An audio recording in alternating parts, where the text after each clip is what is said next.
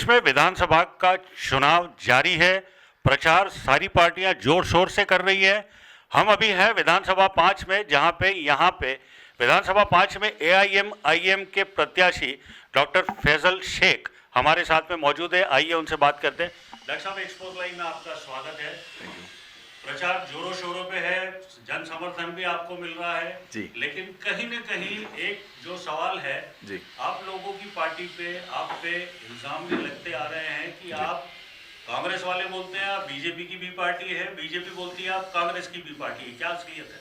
जी, इसकी असलियत तो ज़मीनी स्तर पे कुछ भी नहीं है। एक्चुअल में हम जहाँ पर इलेक्शन लड़ते हैं तो बीजेपी और कांग्रेस दोनों को घबराहट मच जाती है, दोनों में खलबली मच जाती है। इसलिए ये दोनों अपनी घबराहट और खलबली को हम पे इल्ज़ामात लगा के वो सिद्ध करते हैं। जी।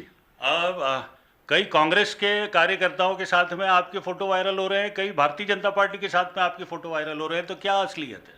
जी, वो जो फोटोज़ की बात कर रहे हैं आप, कांग्रेस और बीजेपी के कार्यकर्ता, उन लोगों को मैं जानता भी नहीं था। एक्चुअल में नॉमिनेशन के वक्त जब हम लोग वहाँ थे, जो लास्ट डेट थी, लास्ट वक्त था और बहुत से लोग थे, तो उनके साथ कुछ वीडियोस और इमेजेस व्हाट्सअप करे गए हैं, वायरल करे हैं।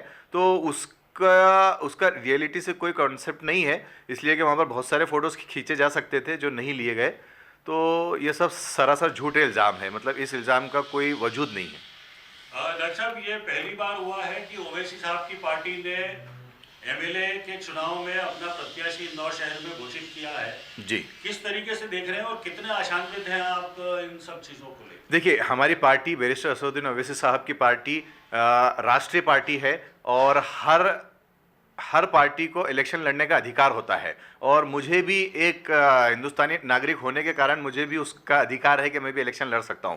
तो ओवैसी साहब की पार्टी हैदराबाद से स्टार्ट हुई है और ये धीरे धीरे पूरे देश में फैल रही है। तो स्टार्ट जब से करोगे, जब से स्टार्ट होगा, तो ओवैसी साहब ने अभी हमें मध्य प्रदेश के अंदर 4 विधानसभा सीट पर लड़ने की इजाज़त दी है।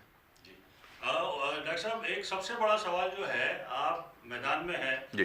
किन मुद्दों को लेके आप मैदान में हैं और क्या आपका एजेंडा रहेगा? हमारा सबसे बेसिक एजेंडा जो है, मुस्लिम क़यादत, मुसलमानों की राजनीति के अंदर कितना हिस्सा है, मुसलमानों की राजनीति में हिस्सेदारी, हमारा सबसे बेसिक जो हमारा मुद्दा है वो यही है। उसके अलावा जो हमारे क्षेत्र के अंदर विधायक है जिनका अभी तक का वर्किंग है, जिसे हम डेवलपमेंट कहते हैं, जिसे हम विकास कहते हैं, वो कुछ भी नहीं है। विकास के नाम पे जो चीज़ें होनी चाहिए, क्षेत्र के अंदर अच्छी स्कूलें होनी चाहिए, गवर्नमेंट स्कूलें होनी चाहिए, फ्री एजुकेशन होना चाहिए, हॉस्पिटल फ्री होना चाहिए, हॉस्पिटलेशन फ्री होने चाहिए, गवर्नमेंट हॉस्पिटल्स होने चाहिए और रोडों के ऊपर जो ट्रैफिक जाम रहता है वो सारी चीज़ें दूर होनी चाहिए। बहुत से एरियो में आज तक नर्मदा की पाइपलाइंस नहीं है, बहुत सी कॉलोनियाँ अवैध है, उनको वैध करना है।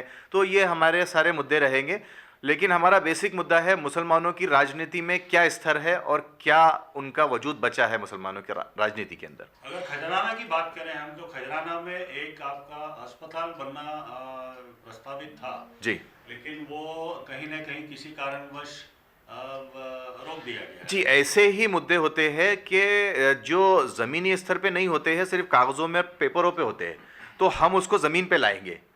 हाँ, जैसा कि हमारे बैरिस्टर सदर ओवैसी साहब हैदराबाद के अंदर जिस तरीके से हॉस्पिटल्स और स्कूल का उनका एक स्टाइल है, जिस तरीके से उन्होंने एक उनका बना रखा है, उसी तरीके से हम लोग उसको पूरे देश में फैलाएंगे और मैं विधानसभा नंबर 5 में लाऊंगा।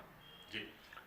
एक महत्वपूर्ण सवाल डॉक्टर साहब आपसे ये है, क्योंकि बाबरी मस्जिद और राम मंदिर ये पूरे देश के लिए बड़े सेंसिटिव इश्यूज माने जाते हैं। बिल्कुल।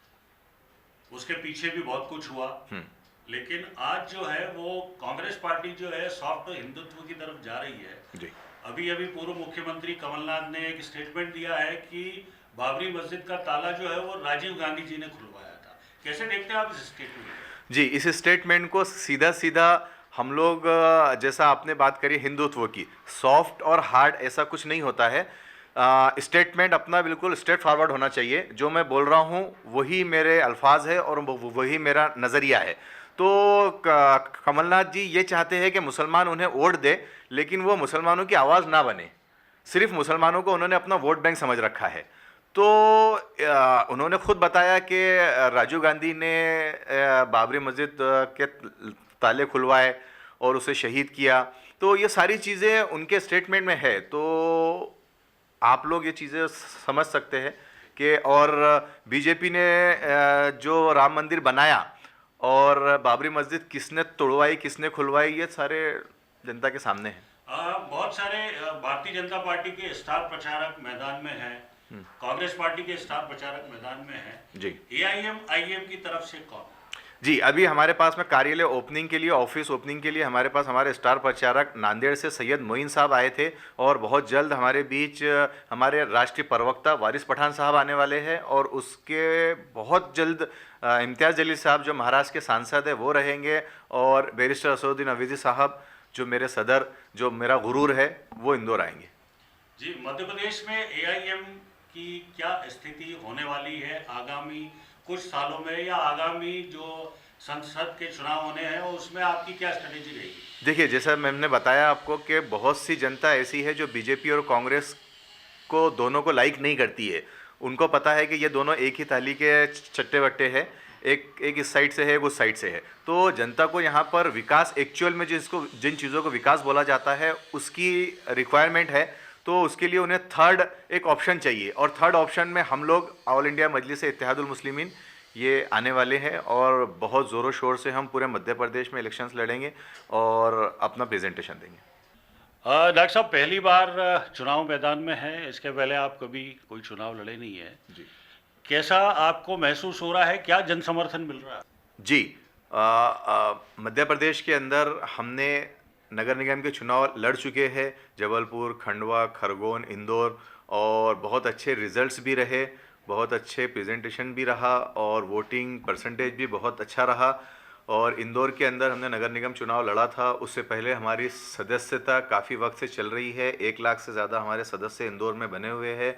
और अभी जो माहौल चल रहा है कि लोगों के माइंड को डाइवर्ट करने का, A टीम B टीम जैसा अभी आपने पूछा, तो उस माहौल का अभी मार्केट में, मतलब हम लोग जनता से मिलने जा रहे हैं, लोगों से मुलाकातें कर रहे हैं, बहुत इमोशनली अटैचमेंट है MIM पार्टी के साथ, और स्पेशली वो गरीब जनता का जो मजलूम है, जो अपने लिए कुछ अच्छा करना चाहती है, वो सभी लोग हमारे साथ जुड़े हुए हैं। स्पेशली मुस्लिम तबका जो है वो बहुत ही इमोशनली अटैचमेंट्स है हमारे साथ। उनका ये कहना है कि हम काम किसी का भी करेंगे लेकिन वोट मजलिस को ही देंगे, AIMIM को ही देंगे।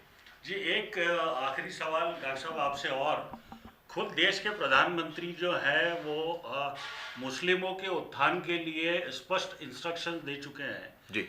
एक कट्टर मानी जाने वाली, या कहना चाहिए एकदम हार्ड हिंदुत्व की तरफ जाने वाली पार्टी और जो संघ है जी।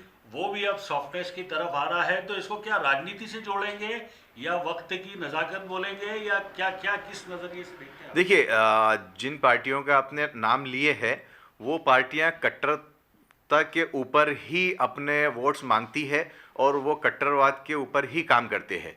लेकिन जहां तक बात रही कि वो मुस्लिम्स की तरफ सॉफ्ट कॉर्नर हो रहे हैं, लेकिन ये हमें ज़मीनी स्तर पे कहीं नहीं दिख रहा है। मध्य प्रदेश के अंदर 230 सीटों पे इलेक्शन लड़ रही है बीजेपी पार्टी, लेकिन उन्होंने किसी एक मुस्लिम कैंडिडेट्स को भी टिकट नहीं दिया है। तो इससे आपका सॉफ्ट कॉर्नर दर्शाता है, दिखता है कि आप कितने सॉफ्ट कॉर्नर पर हो। और जहाँ तक रहा सवाल मजलिस का, हमारी पार्टी मध्य प्रदेश में 4 सीटों पे इलेक्शन लड़ रही है। 4 में से हमने 1 सीट अदर कास्ट जो है हमारे दलित भाई उसको दिया है, मतलब 4 में से 1 सीट, मतलब 25% हमने मुस्लिमों के अलावा टिकट दिया है। तो सेकुलरिज्म की जहाँ तक बात हुई, तो हमारे से सेकुलर पार्टी ना बीजेपी है, ना कांग्रेस है, ना अदर पार्टियां जितनी इलेक्शन लड़ रही है कोई है। जी डॉक्टर साहब, एक्सपोज लाइव से बात करने के लिए बहुत बहुत धन्यवाद। शुक्रिया। ये थे हमारे साथ में MIM के प्रत्याशी डॉक्टर फैजल शेख, जो लगातार आरोप झेल रहे थे लेकिन वो खंडन कर रहे हैं उस चीज़ का। उनका स्पष्ट तौर पे कहना है भारतीय जनता पार्टी हो या कांग्रेस, मुस्लिमों को हमेशा वोट बैंक की तरह इस्तेमाल किया है। बातें सॉफ्टनेस की होती है लेकिन दोनों ही पार्टी कहीं ना कहीं हमारे लिए हार्ड हैं, और अब ऐसा नहीं होगा। कुछ भी नहीं है, इंशाअल्लाह ताला अगर हम जीतेंगे आपकी दुआओं से काम करेंगे भाई, किसी भी चीज को बोलिए आपकी दुआएं चाहिए और इंशाअल्लाह 15 तारीख को आप और आपके भाइयों बड़े बुजुर्ग माँ बहने सबसे आप सभी से आप विधानसभा 5 में आप ज्यादा से ज्यादा पतंग के निशान पर वोट डालकर ज्यादा से ज्यादा तादाद में मुस्लिम